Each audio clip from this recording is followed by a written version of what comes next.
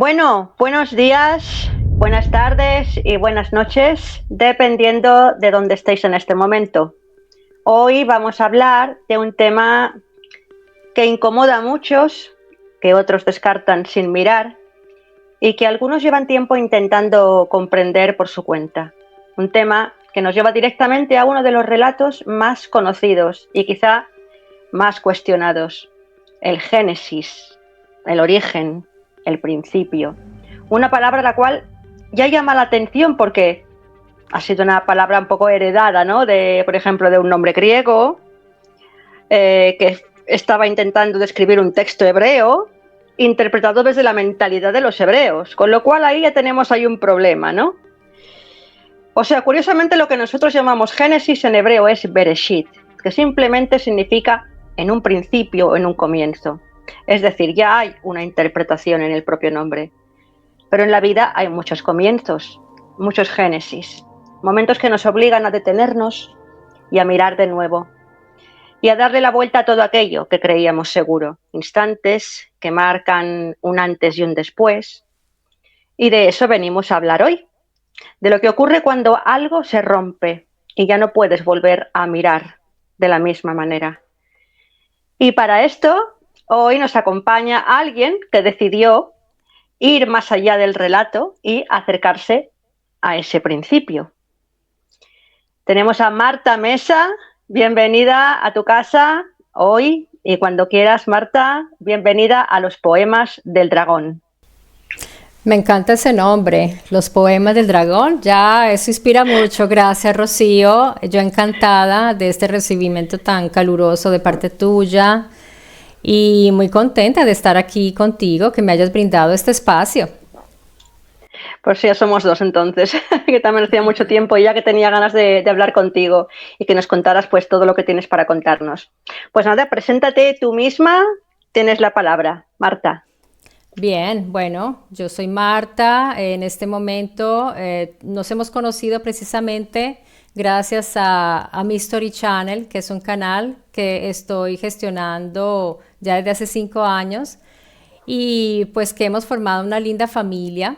Pero Marta Mesa, antes de eso, era una pintora, una artista plástica. Hice una carrera de más o menos 15 años, en la cual fui galerista, fui curadora de arte, realicé muestras tanto individuales como colectivas internacionalmente.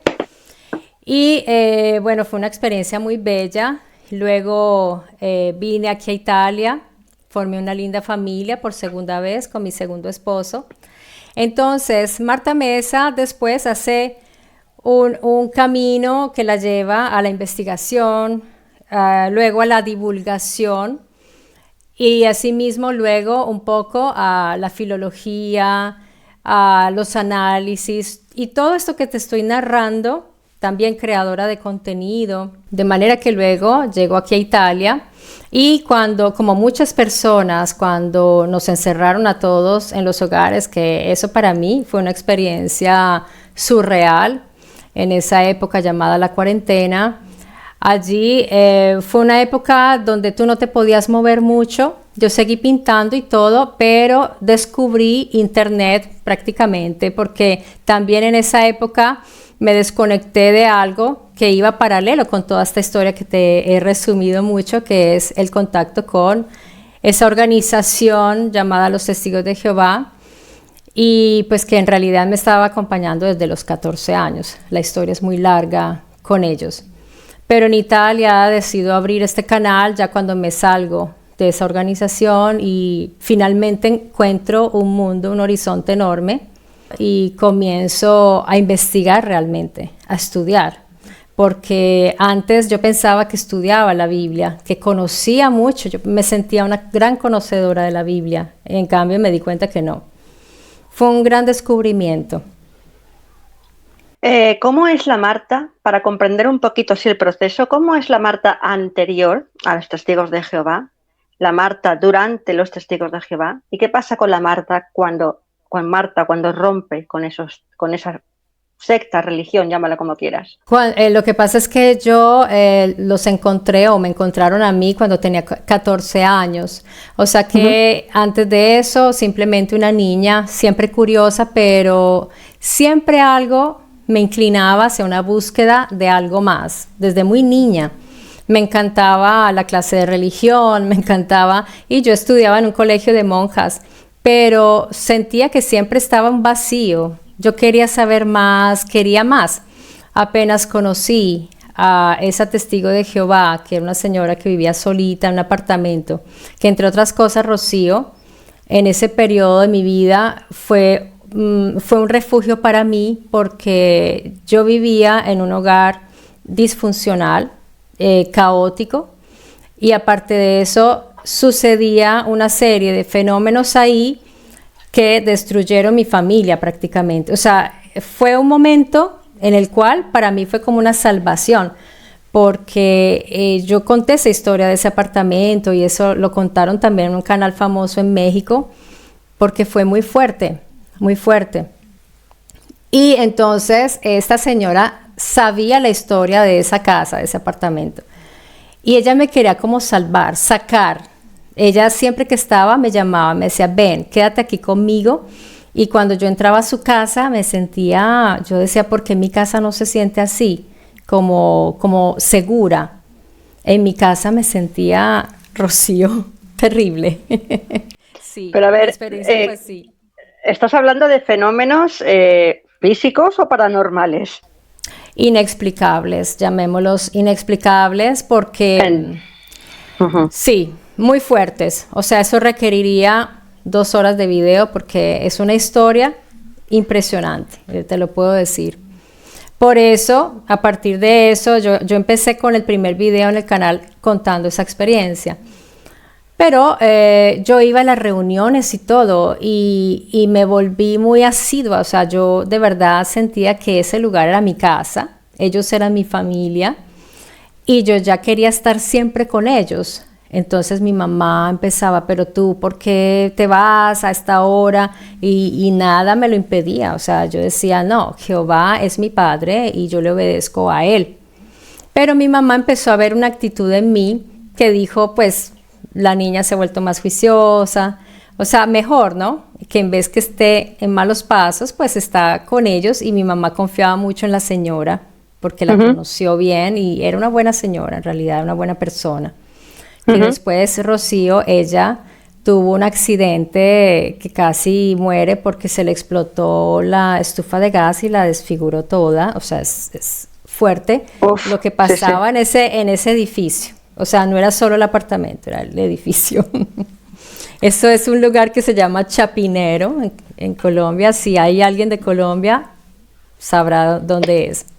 Yo creo que, fervientemente, creo que esto da para un vídeo completo, pues para otro podcast. O sea que estás invitada ya de momento. Bueno, bien. Sí, es una historia fuertísima esa. Pero bueno, para resumirte, yo pues con ellos crecí. Luego, no te voy a decir que fue continuo, pero llegué a estar conectada con ellos 25 años.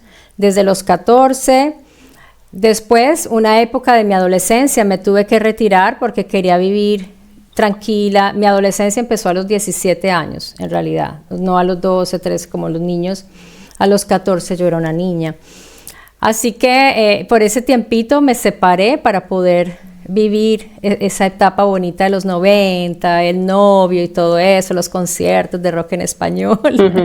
Sí, sí. Pero mira, siempre en la mente ellos, y pues Jehová, y yo los libros los mantenía, y yo pensaba que yo era la que no estaba bien por alejarme, no ellos. Para mí ellos eran perfectos, Rocío, fueron perfectos hasta cuando me retiré. Siempre yo pensaba que era la religión verdadera, por eso te digo, yo pensaba que conocía la Biblia, pensaba tantas, tenía certezas, muchas certezas. ¿Qué hizo entonces que te empezaras a hacerte preguntas, que empezaste a sentirte mal? ¿Qué pasó para que abandonaras los testigos de Jehová? Mis hijos, porque cuando ya tuve mis hijos, empecé a tener temores.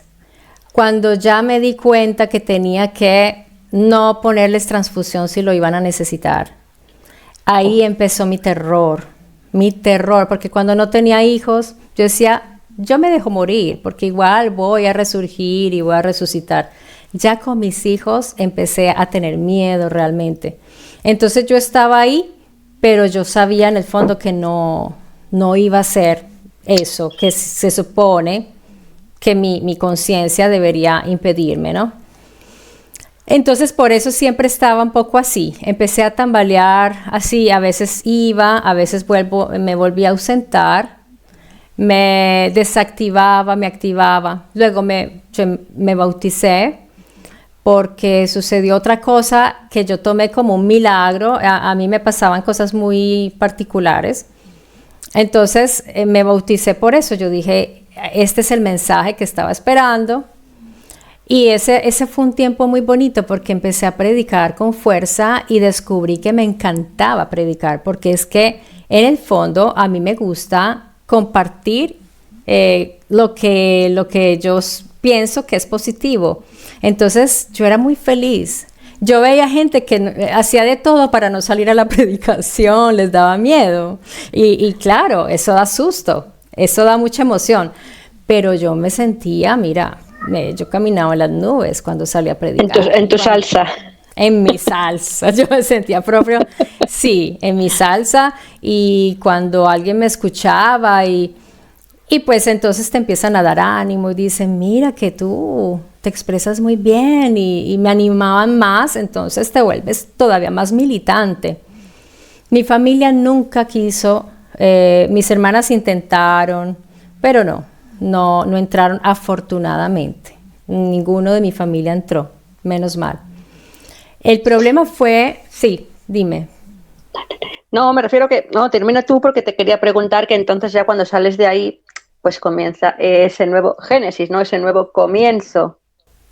Sí, Pero bueno, acaba, si querías decir algo, dime. No, ya después cuando yo llego a Italia, ahí retomo nuevamente, pues, es muy larga la historia, es verdad, pero para resumirte, cuando tú sales de ahí, es como cuando una persona, como te dijera, pierde todo, o sea, como que pierde el piso, es una sensación de, ¿y ahora qué? Entonces, ¿qué hice? Yo no volví a tocar una Biblia por mucho tiempo, no quise tocar la Biblia, no quise nada, pero el canal me ayudó a procesar, el canal me ayudó. Ya después cuando me sentí, pues cuando encontré a Mauro Biglino, me tocó retomar la Biblia para ver si lo que él decía era cierto y empecé a investigar y descubrí otros autores, descubrí todo un mundo y ahí ya empecé a entender y eso me ayudó mucho porque yo siempre digo, mi salida de los Testigos de Jehová fue un acto racional. Todo el tiempo que estuve ahí no lo fue. No fue racional, fue emotivo, fue psicológico, fue un apoyo emocional de muchos tipos, pero lo verdaderamente que me hizo salir fue un ejercicio racional. Entonces ahí, ¿cómo fue el encuentro con la información de Mauro Biglino? Que te comprendo porque es que además, y aunque yo no vengo de los Testigos de Jehová, sí que venía del catolicismo, ¿no? Y aunque yo no practicaba, pero claro, fue un golpe bastante fuerte. El primer vídeo, aquella primera conferencia de 3 horas, ¿cómo fue para ti? Para mí, al principio, yo fui escéptica de todo lo que decía, porque yo decía, pero, ¿qué es esto? Pero entonces fue una invitación a empezar a ver los textos en hebreo, empecé a buscar, y cuando empecé a encontrar que tenía razón en muchas cosas, empecé a seguir, lo empecé a seguir en todas sus conferencias, ya después fui adquiriendo sus libros. Y la ventaja es que yo el italiano lo sé muy bien, entonces no necesitaba filtros. En esa época no había traducciones, es que a él lo han descubierto hace poco, los hispanoamericanos, en realidad, porque él fue desconocido y todavía no lo han descubierto, me doy cuenta, en muchos lados todavía. Pero sí, fue como descubrirlo a él y empezar a confirmar y a ver. Después me di cuenta que estaban los sumerios, los estudios de los sumerólogos. Así que ahí con mayor razón continué y bueno, así he ido formando ese camino de investigación y de estudio que ahora comparto pues con mi Mystery Family. Bueno, hemos hablado de Mauro Biglino, estamos dando por sentado que aquellos que nos escuchan saben quién es, pero quizá no todo el mundo sepa quién es. Vamos a hacer una pequeña presentación para decir quién es Mauro Biglino. Oh, Mauro Biglino comenzó, a ver, él ya sabía el hebreo, ya conocía el griego, el latín, porque es un estudioso muy aplicado. Él empezó a estudiar con un rabino calificado por la Academia Hebrea y empezó a estudiar con él. Y él tiene seguramente una inteligencia que se ve, porque cuando él empieza a hacer sus conferencias te das cuenta, es una persona muy aguda, tiene una memoria excelente, entonces absorbió muy bien esos conocimientos y empezó a escribir a mano unos cuadernos y él mismo empezó a traducir la Biblia, así, manualmente, con un lapicito. Bueno, Mauro Biglino es muy conocido bueno, aquellos que lo conocen, sobre todo porque tuvo lugar un suceso, ¿no? Que es el que dio pie a que él luego, pues, a motus propio, pues empezara toda esta divulgación, ¿no? Que él hace, que fue que le despidieron de la editorial San Pablo, si no me equivoco. En realidad, él antes de eso, él simplemente traducía porque se apasionó y empezó a descubrir muchas cosas. Entonces él adquirió la Biblia de la editorial San Pablo y encontró muchos errores. Así que él se atrevió, porque de todas maneras no es cualquier cosa escribirle al director de la editorial San Pablo, que tiene vínculo directo con el Vaticano, y decirle con todo el respeto, señor, pues mire, aquí hay unos errores. Y él dijo, ni me responderán. Pues el señor le respondió, es un monseñor, él le respondió y le dijo que quería encontrarse con él. Porque empezó a revisar y dijo, esta persona está muy bien capacitada, y se quedó sorprendido. Así que le propuso trabajar con la editorial San Pablo y empezó su trabajo. Y le pidieron, porque él dijo, pues si vamos a traducir, traducimos literalmente como es.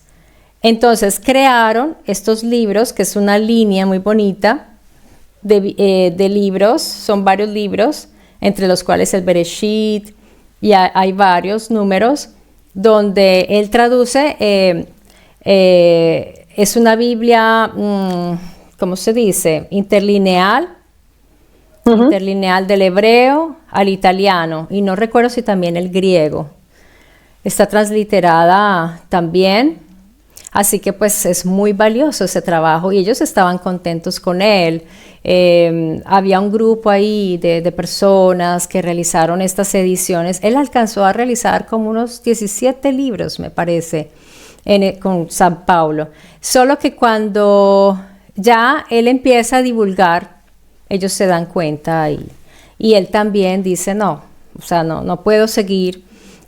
Pues imagínate, para ellos, pero me imagino que habrán quedado en buenos términos, le habrán dicho, mire, usted siga divulgando lo que piensa, sus interpretaciones, pero no puede continuar a trabajar con nosotros.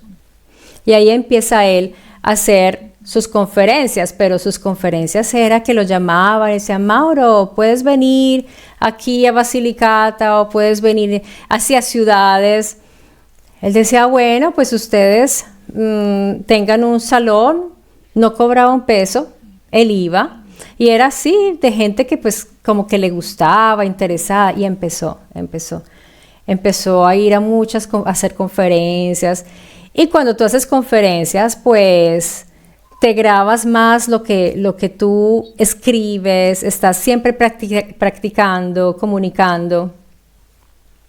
De manera que pues la persona se va entrenando mucho para la comunicación y ha hecho experiencia desde el 2010 hasta hoy. Él abrió su canal en YouTube y le ha ido muy bien, pero no fue así al principio. Mauro Biglino, su canal era un canalito pequeño, o sea, muy modesto, de un momento a otro, gracias a la divulgación de canales como el mío, que empezamos a traducir. Empezamos a traducir, la gente, ay, pero ¿este quién es? ¿Pero qué está diciendo? Ahí empieza el interés. Me parece curioso que hasta Mauro Biglino, yo no sé si es porque no tengo la información, pero no he visto una información parecida a la que él divulga. Años atrás me refiero. Y Sí, luego sí hay. ¿Sí? En realidad, Rocío, lo que Biglino está divulgando hoy hace muchos años, desde los años 70 y quizás antes, porque eso fue una cadena. Hubo unos académicos ya desde hace muchos años que empezaron a volver ya como una mirada más literal hacia la Biblia. Estoy hablando inclusive de gente del inicios del 900, así. Fue una cadena de estudiosos y académicos, y después los independientes llegan, tipo como Sitchin, tipo Daniken y otros que empiezan a hablar y a dar una mirada ya no teológica a la Biblia. En realidad Mauro Biglino no es el primero, pero él le ha puesto mucha fuerza, y mira que el público que él tiene en Italia es muy difícil. Los italianos son un público muy difícil. Te lo iba a decir porque además Italia es un país, España también lo ha sido, ¿no? Por lo menos hasta hace pocos años ha sido un país de tradición cristiana y sobre todo católica, pero es que Italia es mucho más, con lo cual es curioso que en el propio centro del país, ¿no? Les haya salido, pues eso, Mauro Biglino allí, pues confrontando todas estas creencias. Por un lado, sí es cierto lo que dices tú, pero sobre todo la parte de los académicos y de la gente que no lo acepta en el circuito, son los que más guerra le han dado. Los católicos y esa gente, pues sí lo critica y todo, pero ha habido gente que está un poco más en el medio de la academia, que no lo soportan y empezaron a hablar mal de él, pero eso es más divulgación. Sin embargo, yo sé que él va a tener una acogida muy grande en otros países, pero aquí ya en Italia ya lo están empezando a apreciar gracias al canal, y que muchos jóvenes se han acercado a él. Aquí en España realmente sus libros han sido muy pocos los traducidos hasta el momento, y él tiene bastantes, y aquí estamos echando de menos ya que vengan esos libros, ¿no? El último creo que ha salido en español, el último que ha publicado, que también lo sacaste en tu canal, si no me equivoco, no recuerdo ahora mismo el título. Sí, el de los dioses, dioses de la Biblia, pero yo te cuento que a ver, un poco también mi presión sirvió, porque yo le decía mucho a Elisabetta, su representante, le dije, Elisabetta, ¿cómo es posible que no traduzcan? Me dijo, Marta, tú no sabes cómo es difícil eso.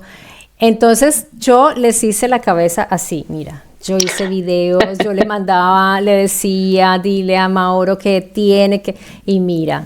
Sí, sí dio resultado. Un día me escribió toda contenta, me dijo, Marta, mira, ya contactamos a un traductor, pero pues un académico de español, pues quién sabe eso cuánto les costaría, porque ella me dijo, no puede ser cualquiera, o sea, él cura mucho sus libros, es muy cuidadoso con la edición, y ahora abrieron su propia editorial, pero algo que sí me da sentimiento un poco con ellos es que pareciera que el público hispánico, o sea, no como que no es tan importante, y eso sí me tiene molesta.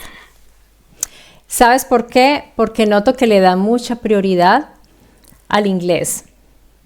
Y pues yo soy un poco, yo digo, con tanta gente en el mundo que habla español, Rocío, es que exactamente. Es impresionante. La gente que habla pues inglés, sí, son bastantes, pero el español debería ser muy, muy importante. O sea, debería, sí. Todos sus libros, es que yo pienso, están perdiendo un campo enorme. Pero otra cosa que hay que decir y es que él ya, pues su salud no está muy buena. Sí, lo sé. Y pues eso siempre es un trajín. Mira, mi libro fue una cosa apoteósica, o sea, fue una odisea. Imagínate un librito solamente, pues para ellos cada proyecto es una maquinaria que se activa. Y cuando tú quieres publicar, eso es tremendo, yo no sabía, yo tuve que pasar por esa experiencia y no te imaginas los dolores de cabeza que tuve A para eso quería poder llegar. poner. Sí, A eso quería llegar.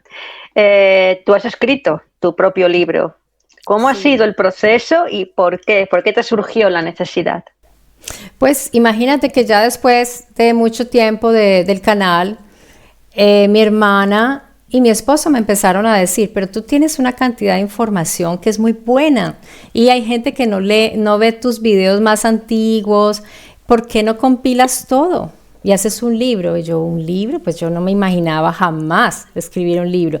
Sin embargo, yo siempre he escrito, pero he escrito para mí, o sea, cosas muy como pensamientos sobre distintas áreas. Y a la larga a mí me gusta.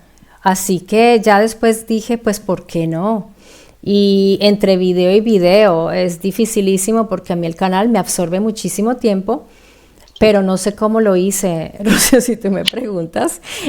Así hubiera tenido ya muchos archivos, yo no sé cómo hice porque tenía que hacerlo antes de mi viaje en Colombia, lo hice como en 2 o 3 meses, eso fue absurdo, o sea, fue una cosa que yo no sé si podría repetir hoy. Ahora estoy escribiendo el segundo porque yo quiero que el Código Mystery sea una serie. Aquí Ahí tenemos el está, libro. Sí, lo he ahí comprado, por está. supuesto. He leído lo que he podido hasta ahora y bueno, ahora mismo entraremos Es que en el es, tema que nos ocupa. sí. Que es maravilloso. El libro es súper interesante. Mira, ya os habéis dado cuenta, los que nos estáis escuchando, que aquí yo soy una ignorante en estos temas. Estáis escuchando cómo habla ella. Aparte de lo educado y lo amable que es, se le nota que sabe muy bien de lo que habla y al final yo aquí soy una humilde entrevistadora, con lo cual vamos a seguir porque tenemos ganas de saber mucho más. ¿Cuáles han sido tus referentes principales? Mauro Biglino, por supuesto, pero ¿cuáles han sido tus referentes en este libro, a la hora de escribir el libro? Esa es la pregunta pesadilla para mí. Porque yo, Rocío, tengo un caos. Mira, a mí me preguntan cuáles son los autores y empieza como una especie haz de cuenta, como un malabarismo mental, porque yo tengo autores, depende también, o sea, yo miro mucho, por ejemplo, a veces tomé todos los sumerólogos, que ya los conocemos, Petinato, Kramer, Peinado, y también ahí incluía Sitchin y otros, con asiriólogos, pero yo tengo un problema gravísimo que es la memoria, es gravísimo para mí. A veces sé, por ejemplo, qué libro es, no recuerdo el autor, o recuerdo el autor, no recuerdo el título, y voy allí atrás y empiezo a buscar y pierdo tiempo porque soy caótica, no organizo por temas o cosas. He tratado y porque después un libro termina por ahí, por allá, eso es terrible, la manera en que sí, eso lo tengo que confesar. Pero en el canal sí he dado referentes, o sea, he dado referencias de autores según la temática, porque son distintos. Y hay, por ejemplo, elementos que me gusta de un autor, pero no todo, y hay elementos que me gustan de otro. Por eso yo no recomiendo un autor, porque es como si todo, yo estuviera de acuerdo con todo, me gustara todo, no. Ese autor es bueno para un pedacito de lo que estamos estudiando, ¿ves? Y este autor, entonces yo, ¿qué hago? Yo lo cito cuando estoy diciendo, por ejemplo, fulano de tal ha hecho esta etimología acá y dice, opina, porque es interesante que lo sepan, a veces ni siquiera yo estoy de acuerdo con eso, ¿ves? Entonces, es complejo, es algo muy complejo. Yo una vez sí di una serie de bibliografías, pero ese video no lo ve nadie. Es que ese es el problema. Esos videos se van quedando ahí Y la gente me pregunta, ay, pero tú no das bibliografía. Yo sí hice un video precisamente para hacer solo el video y ya. Y de vez en cuando lo voy actualizando porque llegan nuevos autores y todo. Bueno, tú al final encontraste un orden en tu caos, ¿no? Y bueno, ahí está tu canal y está tu libro, ¿no? Que al final, pues mira todo. Por eso mi libro, yo me siento orgullosísima porque es como detener todo ese atomismo ahí en movimiento. Ahí está. Ay, eso me da como una tranquilidad de, ok, ahí está. Luego retomaré el otro y lo mismo. Me siento tranquila por eso, ¿no? Que ya no están todas esas ideas, toda esa información como una locura. Es un Bereshit, es un Totalmente. bara, perdón, es un bara, es eso, bara, organizar y clasificar, organizar, ordenar. Bara, eso es. Para nuestros oyentes, cuando leáis el libro, si es que lo queréis comprar, de verdad que os lo recomiendo muchísimo. Vais a encontrar muchos términos muy bien traducidos. Marta tiene un conocimiento autodidacta brutal en este tema, o sea que vais a disfrutar muchísimo, muchísimo con esto. Vamos entonces a este nuevo Génesis. Ya hemos hablado del Génesis de tu libro, cómo empezaste a escribirlo, tus referentes, lo que te costó. Y ahora vamos a entrar ya en materia, y es en el propio Génesis, del cual hablas en tu libro y de muchas más cosas, pero hoy vamos a enfocarnos, ya que se titula así el podcast, ¿no? El Génesis, en esto, en el principio. En los Génesis. En los Génesis. Exacto. Primero que todo, ya en la Torá ya encontramos más de un Génesis, que eso es algo pues que recientemente quise aclarar en el canal.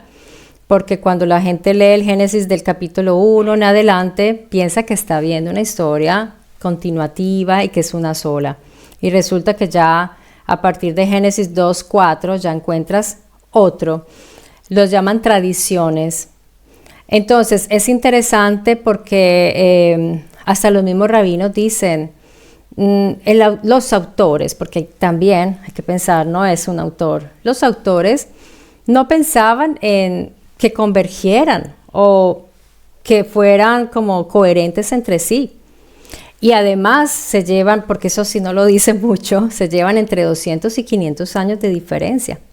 Entonces la gente cuando está leyendo el Génesis 1, a las personas que te siguen, tienen que tener en cuenta que el Génesis 1 es el más reciente y el Génesis 2 es el más antiguo. Eso es importante saberlo. Otra cosa, Rocío, en el Génesis 1, digamos que el 1 parece más universal. Entonces te da la impresión de que ahí se está creando el mundo, el universo. Esa es la impresión que da el Génesis 1, que es como más general y no te da una localización geográfica precisa. Cosa que en el Génesis 2, el más antiguo, sí. Ahí te dan pistas de dónde posiblemente estaba ese Gan Eden, que es un recinto cerrado, protegido. En la época cuando se empezaron a escribir estas narraciones, que muy probablemente son memorias muy, muy antiguas, el Gan Eden era visto como un lugar recintado. Entonces no era propio un territorio infinito. Esa, por ejemplo, es una diferencia que yo noto entre los libros de la Torá y las narraciones sumerias. El tema es, para que la gente no se haga un lío, la gente que nos escucha, es que, resumiendo, hay una gran diferencia, no a primera vista, pero para quien entienda un poquito o quiera escarbar más, hay una gran diferencia entre la Biblia que nosotros conocemos. Yo tengo, por ejemplo, aquí la Reina Valera de 1960, que es bastante común aquí en España, y narra pues lo que se supone que es el principio, ¿no? El Génesis, el Bereshit que llaman en hebreo.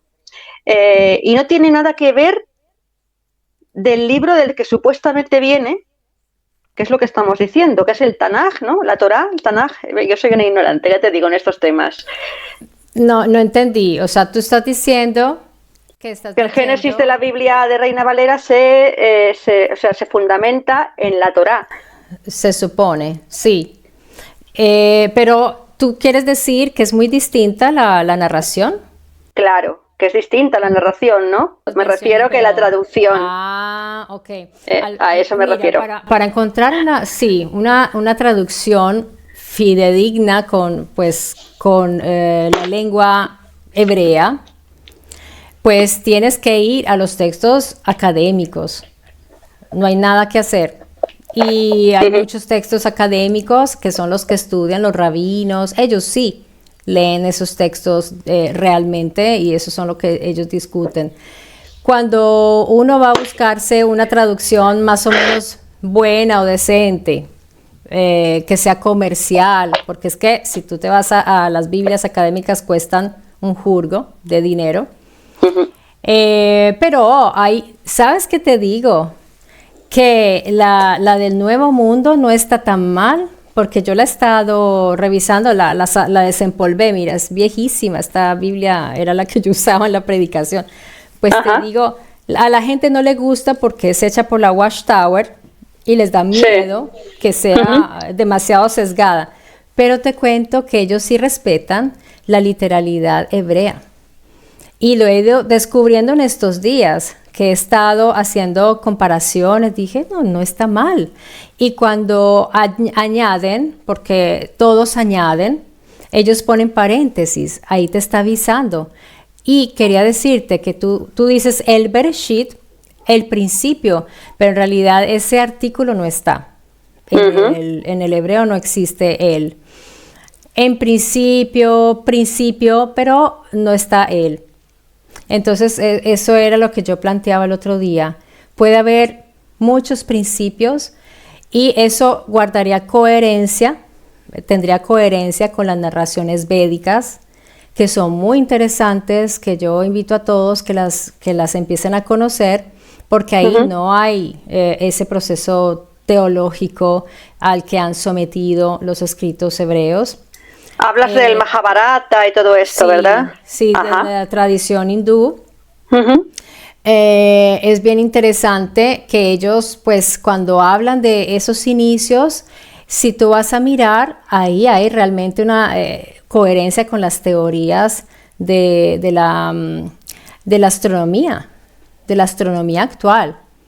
De esas teorías que se han ido construyendo con el tiempo. Así que la Biblia no está lejana de esas teorías de la ciencia. Lo que pasa es que han cambiado. Cuando tú quitas o pones cualquier cosita, así que no sabemos cuántos principios ha tenido el universo que conocemos.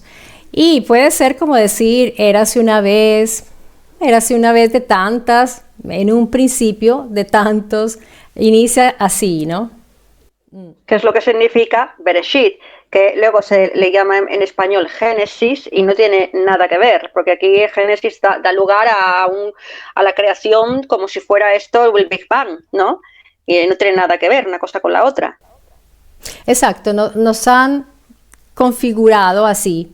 Cuando nos hablan del Génesis ya pensamos, y cuando empezamos a indagar realmente, a profundizar, nos damos cuenta que ahí se está hablando de unas situaciones muy concretas, de una real organización de una materia ya existente, de unas especies que ya estaban.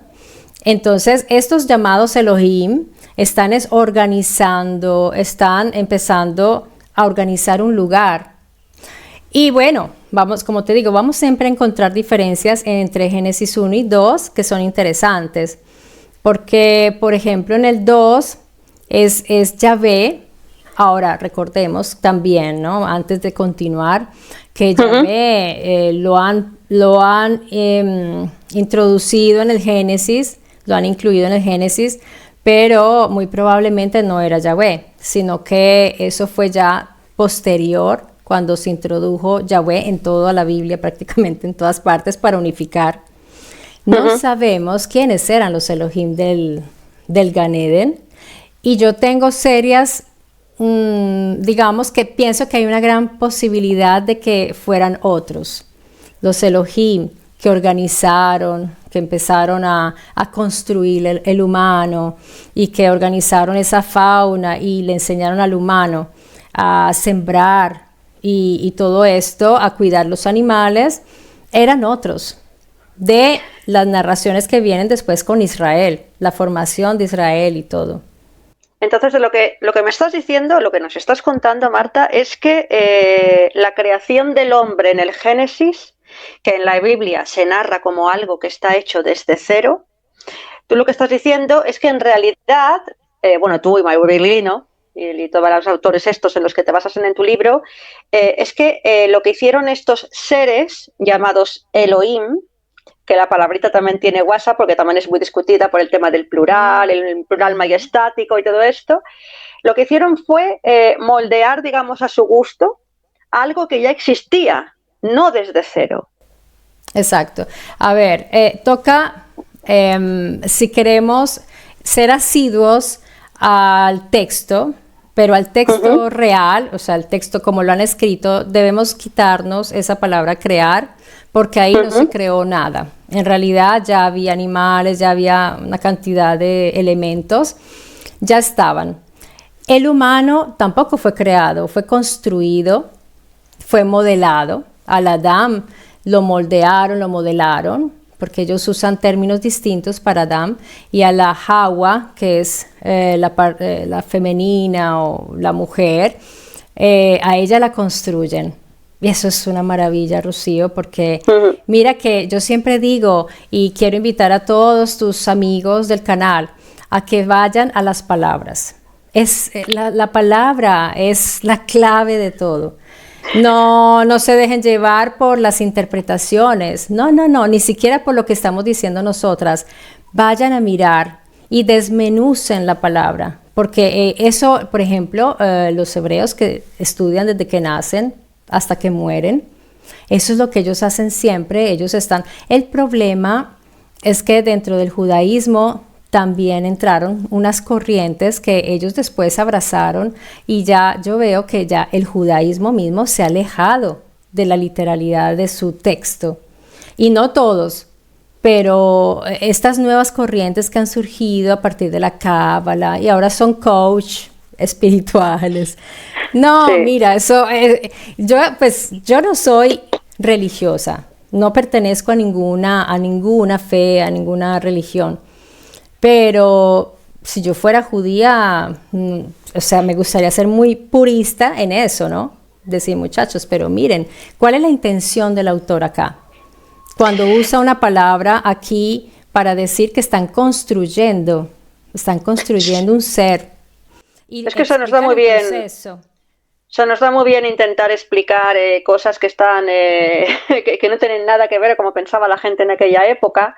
Además, el hebreo... Sí, se nos da muy bien reinterpretar y modelarlo a nuestro gusto y a nuestra época, y eso es absolutamente imposible. Yo entiendo, y que hoy te digo bastante ignorante en estos temas, pero hasta ahí llego, ¿no? Luego está el tema de que el propio hebreo era un idioma más bien litúrgico, o sea, o que se utilizaba para cosas sagradas, y luego ya pasó a formar parte, digamos, de lo que es el habla cotidiana de un pueblo, lo cual es el hebreo, también es una seña de identidad para los judíos, pero claro, algo se perdió por el camino, porque el hebreo antes no es el mismo de ahora. Bueno, ahí ya te tengo que decir algo. Sí, por supuesto. El hebreo, y es muy bonito lo que estás diciendo, porque tiene mucha coherencia con la historia que conocemos, pero sin embargo... Es al contrario, porque ¿qué llamamos nosotros sacro? Ahí ya empieza, ¿ves? Las palabras, lo sacro. Entonces, toca volver a ver todo esto con unos ojos nuevos, renovados, para poder llegar al núcleo del significado. No se trata de convencer a nadie que lo vea como nosotros, pero sí de empezar a quitar velos teológicos. Entonces, lo sacro... Lo sagrado era una lengua reservada para ciertos, los rituales. Había rituales porque cuando tú repites una acción, es un ritual. ¿Y para qué te sirve el ritual? Para recordar. Cuando tú repites una acción, estás recordando. Y como Yahvé era tan exigente, ellos tenían que repetir siempre. ¿Por qué? Porque el sacerdote debía ser un especialista, debía ser el que sabía cómo manipular algo ahí dentro de esos templos. No podía ser cualquier persona. De hecho, había una escuela de los levitas. El que entraba ahí a encontrarse con quien no sabemos qué naturaleza tenía Yahvé, pero nos da pistas. Sí.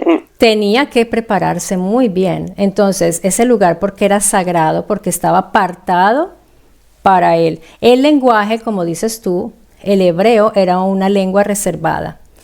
Y yo creo que hay muchas claves ahí, porque empezando por el mismo tetragramatón, eso es un misterio, no sabemos de dónde viene, qué significa realmente, qué activara, no sabemos, pero es interesante, no sabemos ni cómo se pronunciaba, pero estas personas, como te digo, venían muy preparadas para manipular todos los elementos que estaban dentro. Y es tan fuerte que tenían que ponerles campanitas para que anunciaran al Elohim que estaban allí. O sea, solo uno podía entrar al santo de los santos, que era donde se movía Yahvé. Él estaba ahí. Y las campanitas que llevaba el traje de este Cohen, le avisaba a Yahvé, hey, estoy aquí. Entonces, pilas, ¿no? Era así. Sí, sí. Y a veces yo he escuchado que los tenían que retirar con una cuerda. Por eso llevaban una cuerda, porque morían. Entonces, ¿quién sabe qué había ahí adentro, Rocío, que causaba esos efectos? Entonces, a ellos los mandaban con una cuerdita y a veces tenían que jalarlos porque perdían la vida. Lo que se mueve allí, si lo vemos con ojos de espiritualidad, entonces, pues ya no hay nada que hacer. Pero si queremos ver estos sucesos como algo realista, entonces es más interesante todavía, porque nos puede hablar de que ahí sucedían cosas interesantes realmente. Lo que has comentado del hebreo, además, es que la palabra Yahweh, el tetragramatón, no se puede saber cómo era, porque es que, entre otras cosas, no había vocales, no existían como tal en aquella época. No, o sea, no sabemos esa pronunciación exacta, no. Yahweh es la más cercana, más cercana, pero hay personas que se empeñan en Jehová, que es algo que es una latinización posterior, o sea, es muy Yahweh, pero hay teorías interesantes. Podía ser algo un poco onomatopeyático, ¿cómo se diría? Porque sí, algo así, sí. Podía ser un sonido, algo que pudiera quizás significar otra cosa. De todas maneras, los judíos le temen mucho a la pronunciación de ese nombre, y por algo será, como te digo, si Yahvé solo al acercarse a él producía estos efectos, y los elementos que él manejaba, el kabod, el arca, sus elementos más cercanos, personales, tenían esos efectos sobre el humano. Y luego, retomando un poquito el tema de que estabas comentando, lo del Edén, que la gente tiene la idea de que Adán y Eva desnuditos allí, de repente viene la serpiente, están los dos desnudos, Eva toma la manzana, ¿no? El otro, bueno, un jaleo ahí. ¿Qué es lo que pone realmente en ese Génesis que habla de este acto en particular? Ese es el famoso, ¿cómo se diría? El nudo de esa narración, y tan discutido de mil maneras, y se supone que todas nuestras penalidades y problemas vienen de ese momento. Del pecado original. Del pecado original. Así que pues es importante tratar, al menos, yo no digo que es lo que yo he descubierto es tal cual, no, pero al menos tratar de comprender un poco más, porque también te libera. Si tú descubres que el pecado original no es tal, entonces es algo liberador, porque dices, totalmente, pero es un problema, porque si no hay pecado original, entonces las religiones, ¿por qué tendrían que salvarte? Y entonces viene el problema mayor. Y entonces Jesús, porque es que el problema es que a Jesús le han atribuido el sacrificio, y luego le encuentran correspondencia, imagínate, ahí en la Torá. Es una construcción tan bien construida, pero que cuando tú vas a ver punto por punto, no se sostiene. No se sostiene porque empezando que el término pecado, ¿qué significa? No dar en el centro, fallar cuando tú tiras una flecha. Tú estás hablando del término que aparece en la Torá, ¿no? Sí. Y que hemos traducido nosotros, que hemos traducido como pecado. Exactamente, por eso digo, muchachos, las palabras. Pilas, totalmente. Pilas. Y pecado, se usa tanto. De hecho, también, si tú vas a mirar en las escrituras griegas, ahí también vas a encontrar una cantidad de manipulaciones, porque cuando se supone que también dicen arrepiéntanse de los pecados, ahí hay otros términos en griego que te indican que no es así. Entonces, han manipulado mucho con esto a las personas. Y en realidad, lo que sucedió en el Edén no tiene nada que ver con todas las penalidades de la humanidad. Era una situación muy localizada. Eran los adamitas, que eran un grupo específico que fueron hechos por los Elohim para ellos, para formarlos, tenían un proyecto. Y llega este Nahash a dañar ese proyecto, porque el Nahash llega a plantear una pregunta a Eva. ¿Qué es el Nahash? Exacto, porque Nahash, que se traduce como serpiente, pero en realidad a la serpiente le han dado ese nombre porque parece, para otras culturas es sabia, el animalito, ¿no? Uh-huh. Pero este Nahash que habla, que razona y que convence a Eva, en realidad es un ser muy inteligente. Y Nahash allí tiene ese significado, que es inteligente, sobre todo lo llaman astuto. A ver, en el hebreo hay varias posibilidades de traducción. ¿Qué hacen ellos? Encuentran la correspondencia mejor para traducir. Entonces ellos escogieron astuto. ¿Por qué? Pues porque si los hace caer en pecado, no es inteligente, es astuto. ¿Ves? Entonces, ¿yo qué escojo si quiero promover teología? Yo no escojo sabio, no escojo inteligente, conocedor, porque todo eso es Nahash. ¿Cuál escojo? Astuto, porque me conviene para mi historia, que ya te mete la astucia, malicia, ¿no? Entonces ya te la imaginas, pues, el astuto que le dice a ella. Pero mira, que ¿cómo así? Porque este Nahash en realidad, él seguramente era un Elohim también, pero disidente, porque era inteligente y todo. Y los Elohim que gobernaban en el Gan Eden eran otros, son otros, los que forman al Adán, a la Eva.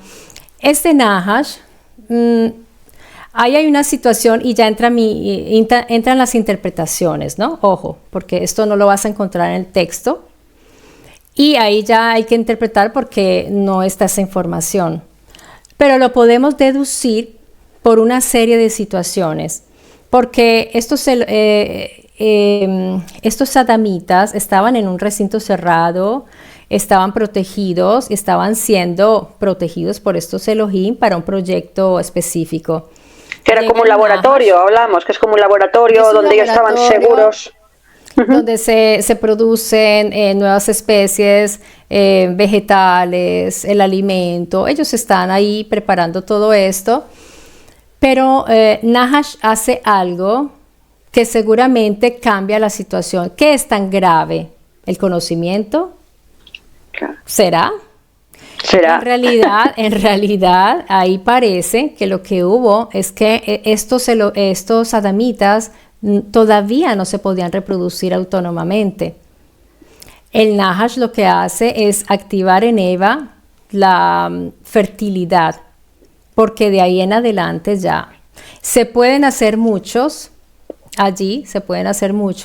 y por eso los expulsan, porque si ellos se hacen muchos y fuera de eso, pueden prolongar su vida, porque ahí hay un árbol de la vida que no sabemos qué es, pero ahí hay algo, y eso se va a repetir en otras narraciones de otras culturas. Los alejan de ese árbol de la vida para que no puedan hacerse el tratamiento que ellos les hacían cuando ponían su selem en ellos para hacerlos vivir más. Por eso, después dice tú, ahora vas a vivir solo 120 años. Y si tú ves, hay humanos que cuando viven mucho, mucho, más o menos, ese es el promedio, al que llegamos. Máximo.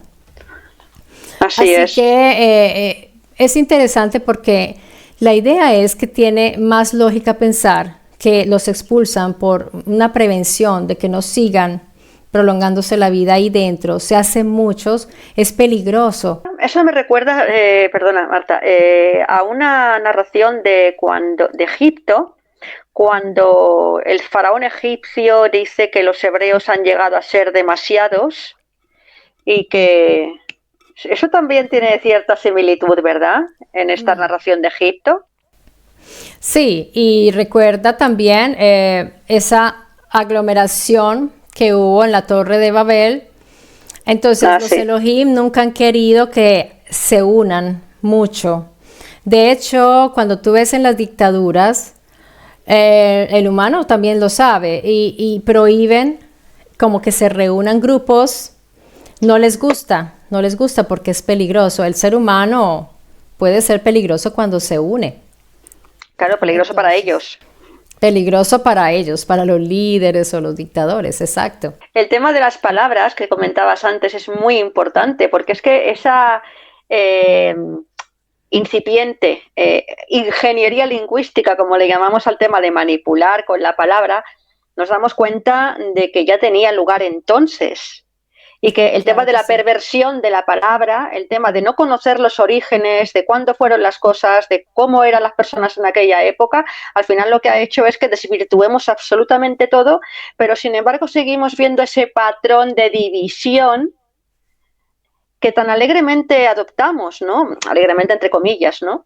O sea que al final es importantísimo esto que comentas del tema de la etimología, de saber el origen de las palabras, de ir al origen, por lo menos al origen más antiguo que podamos llegar, que está ahí a nuestro alcance, y aún así pues mucha gente sigue pues creyendo cosas que no, pues que ya vemos, ¿no? Cómo están religiones pues como el Islam, por ejemplo, que son muy cerrados, y reinterpretaciones forzadas para hacer que coincidan con ciertas cosas, y al final todo tiene que ver con la palabra. Y el problema también es que cuando se crean tradiciones o religiones, pues la gente no pone en duda lo que te dicen. Eso me pasó a mí, así que lo digo por experiencia propia, que tú no te atreves ni siquiera a cuestionar lo que te están diciendo.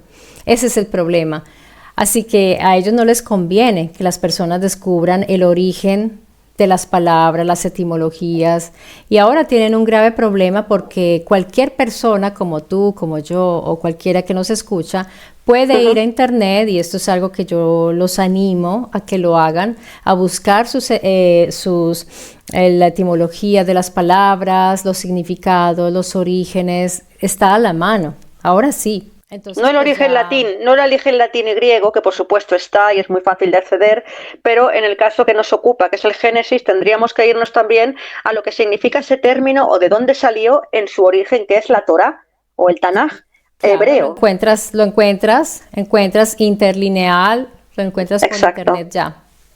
Que eso no existía hace unos años, era muy difícil tener acceso. Ahora tenemos el internet, si lo usamos bien, pues mira todas las posibilidades que te abre. No, y tu libro que yo llevo leído poquísimo, que apenas me ha acabado el Génesis, y es que aquí hay muchísima información en cuanto a estos temas que estamos comentando de la palabra. Es importantísimo, la gente nos hace la idea de hasta cómo es de importante, ¿no? Sí. Porque es que define nuestra realidad, las palabras son marcos. Exactamente. Eso que tú dijiste, ese término, la ingeniería, es algo que se sabe ya, como es un instrumento, así que usan, por ejemplo, si tú vas a ver en la arqueología, eso, pues yo no estoy diciendo que los arqueólogos sean malvados o algo así, pero ya cuando tú dices, mira, esta tumba tiene 2000 años, pero nadie va a preguntar, ¿por qué le dices tumba? No, pues porque había cuerpos, así. ¿Y de qué periodo histórico usa? ahí ya el arqueólogo te va a decir, uy, ¿cómo así? Sí, o sea, cuando fue construido esto que estamos viendo, había cuerpos, ahí ya te tiene que decir la verdad. No, no, no, no, no, es que los cuerpos son de otro periodo. Entonces, si tú usas tumba, ya todos se programan y cada vez que ven una construcción así, de ese tipo, van a asumir, es una tumba, entonces estamos ya todos programaditos, todos programados. Sí. Toca desprogramar eso, toca empezar a quitar esos términos, a fijarse muy bien en los términos que te dan, y eso lo usan hasta en los noticieros. Te ponen términos que ya te condicionan, esos. Porque hay una respuesta emocional, porque hemos vinculado absolutamente todo a lo emocional, con lo cual ellos saben, además de que ellos también les pasa, ¿no? Pero tienen muy estudiado a las personas de a pie y cómo reaccionamos a palabras de gatillo, a ciertas imágenes, y además cuando hay un caldo de cultivo como lo que estamos viviendo en este momento, pues hombre, las palabras que hay que decir en el momento tal son clave para que la gente reaccione. Hay palabras que todos conocemos. Para que la gente se calme. O que se calme, claro. Que nos quedemos tranquilitos. Sí, que usan mucho esa técnica. Usan unos términos súper eufemos para hacer que la gente esté tranquila. Así que mira que sí, la palabra es súper importante. Y en el caso de este tema que estamos tocando nosotras es esencial. Ahora, no está dicho que porque tú entiendas el término ya la tienes clara, ya tienes certeza. No. Todo esto está abierto al debate. Todo está constantemente en discusión, pero al menos puedes empezar a buscar también coherencias con la historia, con cómo eran los hebreos, los pueblos, las tribus de esa zona en Canaán, cómo se comportaban, cómo vivían. Es coherente con, por ejemplo, te doy un ejemplo pequeño, Elohim, sí, plural majestático, de verdad, me estás diciendo a mí que los antiguos hebreos hablaban en majestático, entonces tienen como 3 otras posibilidades, pero uno dice no, o sea, ese cuento no, dejémoslo abierto. Pero si yo veo que dice, por ejemplo, cuando yo veo que cada Elohim tiene un nombre distinto, entonces ¿qué puedo pensar? Son varios. Exacto. Son muchos. Pero yo creo que la gente, lo que le pasa, sobre todo las personas que creen, por las que tenemos absoluto respeto, por supuesto, aunque a veces utilicemos cierta ironía, ¿no? Pero yo creo que no investigan más por ese miedo a perder, por ese miedo a perder esa relación con ese Dios. Claro, en el momento en que tú cuestionas todas estas cosas, te estás cuestionando a la autoridad, al mismo Dios, a tu padre, o como lo quieras considerar. Ya no te digo ya en religiones como el Islam, que la cosa es mucho más fuerte, ¿no? Entonces, claro, habría que animar a la gente a decirle que es que los temas del espíritu y la espiritualidad no están en contraposición con el tema de querer saber la verdad. Porque al final ni Mauro Biglino, ni tú, ni nadie estamos cuestionando de que haya algo más, y de hecho yo creo que por supuesto que hay algo más, pero lo que estamos cuestionando es cómo se nos ha contado y que ese a lo mejor no es el camino adecuado. Además, esa manera que tenemos también de delegar siempre la responsabilidad de pedir, de rezar, de pedir. No, eres tú. Si tú puedes serlo todo. O sea, no tengas miedo de investigar. Para mí, la búsqueda, y esto es personal, ¿no? No estoy diciendo que las otras personas deban hacerlo. Mi experiencia personal, yo tuve que cortar de raíz con todo, casi hasta, dije, voy a borrar hasta Dios, todo, borro todo. Si hay un Dios, pues vamos a ver dónde lo encuentro, cómo se manifiesta, en qué se manifiesta, de cero, claro. Partir de cero. Porque además, cuando dicen Dios, ya es algo que es humano. Porque si tú ves, todas las personas que te hablan de Dios son seres humanos y te están dando una referencia que tú cómo lo compruebas, tú dónde vas. Entonces, es complejo ese tema. Lo que pasa es que algo que sí tenemos nosotros fuimos hechos y precisamente por eso es nuestra psicología. Si tú ves esa película Prometheus, mira, es una maravilla, ahí te dice todo. La tengo en la lista de, claro, en la lista, no la he visto. claro, yo amo esa película porque ellos van a buscar a su ingeniero para hacerle preguntas y eso es lo que nos pasa a nosotros. Buscamos ese padre, ese gran padre, ese que nos hizo y quisiéramos preguntarle, ¿por qué nos hiciste? ¿Por qué? ¿Para qué? ¿Por qué estamos aquí? Y esas son las preguntas que quería prácticamente hacerle al ingeniero, el señor que estaba por morir, y pedirle que le alargara la vida, etcétera, etcétera. Nuestras inquietudes son la muerte y sí, por eso la religión es tan importante para las personas, porque te da una certeza, te da una esperanza. Así que quitarle eso a la gente puede ser peligroso. Complicado, no creas, sí. Yo a veces he tenido un poco de conflicto conmigo misma en el canal porque digo, yo espero no hacer daño, porque a mí me ayudó, pero no quiere decir que mi camino sea igual a los otros. Entonces yo siempre les digo, yo veo así las cosas, pero no tienen por qué verlo así. Pero no me convenzan a mí tampoco de lo que ustedes creen, porque ahí sí estamos fritos. Entonces yo les presento lo que he conocido y ya las personas dicen, yo también quiero saber, o yo voy a averiguar, voy a ver si eso es cierto. Esa es la idea, que la gente se vuelva investigadora y quien quiera conservar su fe, su espiritualidad, que lo haga porque le hace bien, porque le sirve. Sí. Pero, Rocío, en mi caso, yo sí tuve que cortar porque me di cuenta que cuando tú, de hecho, te vuelves instrumentalizable, cuando tú eres así, yo soy espiritual y todo, te llega la persona que te puede guiar hacia un lado o a otro. Porque tú estás siempre con esa búsqueda espiritual. Yo ya dejé de buscar esa espiritualidad. Entonces me salgo de ese campo de manipulación. Ya no soy más manipulada, al menos no así. Esa no es. Por ahí no es. Sí, porque al final todos tenemos... Salir de un marco es imposible porque nuestro propio cuerpo es un marco, nuestra percepción de la realidad es un marco. Al final de lo que se trata, según mi opinión, es de ampliar esos marcos lo más posible, ver cuántos hay, que no es lo que nos dijeron, que no tenemos que ir como las orejas de un burro, siempre haciendo lo que nos dicen. No, tenemos esa libertad. ¿Es una libertad limitada? Sí, pero úsala y ya verás cómo es que cambia totalmente tu manera de mirar la vida y una libertad y una sensación de tranquilidad, de no estar siendo una pecadora desde que naciste. Es que hay muchas libertades, hay muchos procesos que llevan a diferentes libertades, muchos génesis, como yo digo, ¿no? Y siempre es un pasito más, y aprender en esta vida a tener un pie dentro del sistema y un pie fuera, siempre digo eso. El sistema, has tocado ahí una palabra importante.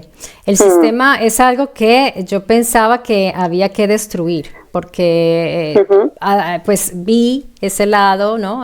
Negativo, pero después dije no se puede, porque nosotros sí necesitamos un Gan Eden, un control, un sistema, algo. De hecho, la gente por eso busca la guía, todo eso, ¿no? Porque fuimos hechos así. O sea, nosotros no fuimos hechos, tú ves cómo somos de distintos a los animales. Por ejemplo, mira los animales salvajes, lo independientes que son, el lobo estepario, animalitos que ya saben para dónde van y todo. Nosotros sí necesitamos el padre o algo. Entonces la gente me dice, ¿a ti te gustan las dictaduras? Claro que no. Sería lo ideal tener un buen sistema, o sea, un buen gobierno, alguien que realmente, pero yo no lo veo posible. No. Mira lo que está sucediendo hoy. Pero uno dice, o es el uno o es el... ¿A cuál le escogemos? ¿Cuál es el menos peor, como decimos nosotros?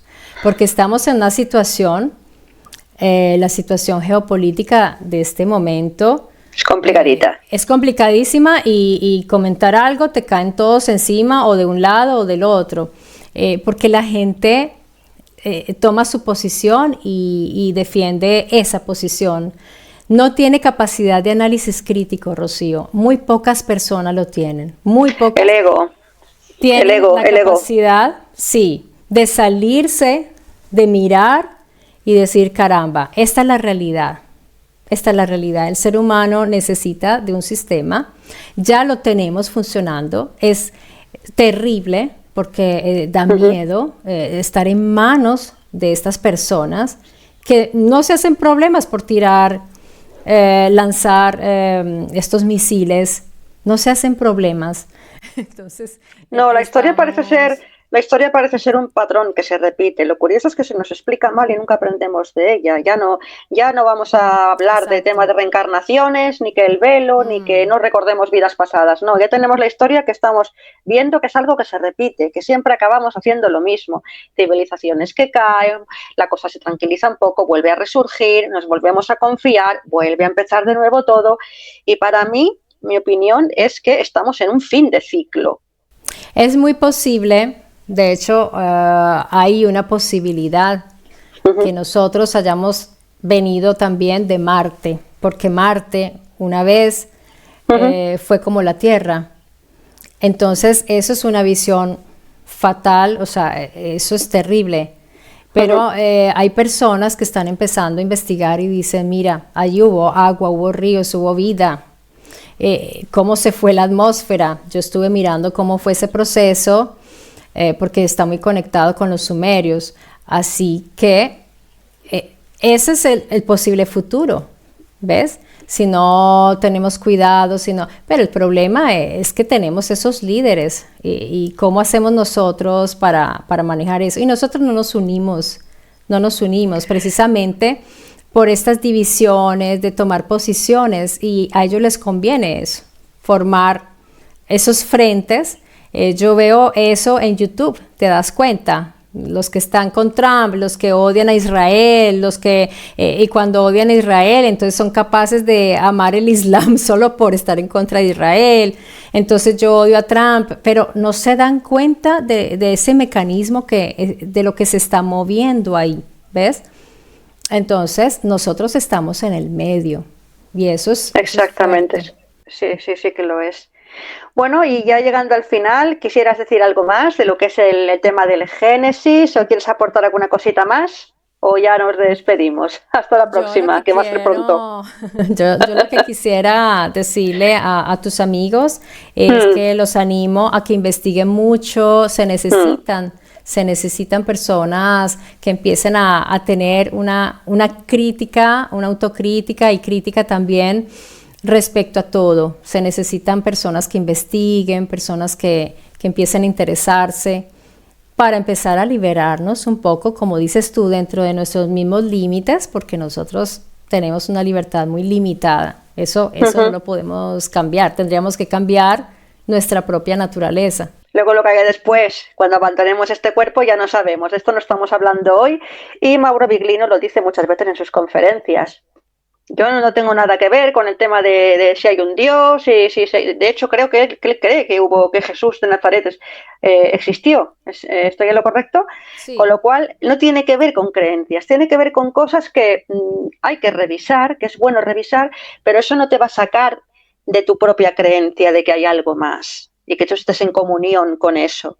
Lo que pasa que a lo mejor pues no es tal y como te lo dijeron, es ir un poquito más allá. Realmente no es un rompimiento tan grande, ¿no? Para algunos puede que sí, como te digo, como el tema del Islam y sobre todo esta gente que está tan fanatizada. Quería solamente decirte que yo sí en el canal, y pues eso puede ser algo fuerte, pero lo que yo sí les digo a ellos, a las personas que forman parte de la familia Mystery, es no creer.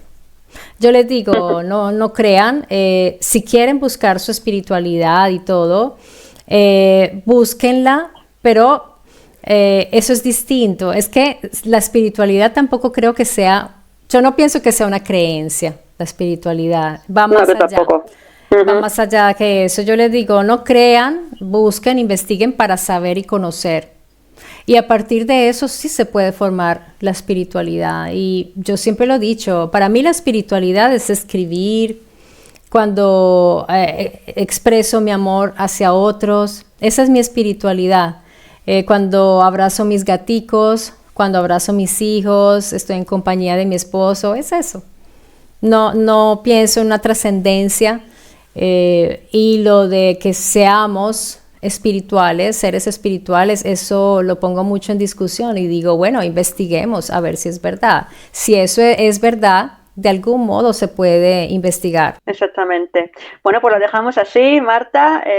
Bueno, encantadísima de que hayas estado con nosotros. Te invito, por supuesto, porque hay mucho más que hablar a otra convocatoria, aquí en los Claro que poemas del sí. dragón, porque hay mucho aquí en tu libro de qué hablar. No se va a ver el vídeo, pero bueno. Sí, Y nada, excelente. Mm. y decir a los oyentes que se acerquen a Mystery Channel, un canal interesantísimo. Ya habéis escuchado a Marta cómo habla, la prudencia y la educación que utiliza en sus argumentos, ¿no? Y está muy bien fundamentada, os vais a dar cuenta todavía más cuando veáis sus vídeos y, por supuesto, cuando leáis este maravilloso libro que a mí me está fascinando. O sea que nada, Marta, mil gracias por tu presencia, por tu tiempo y por todos tus No, Rocío. conocimientos.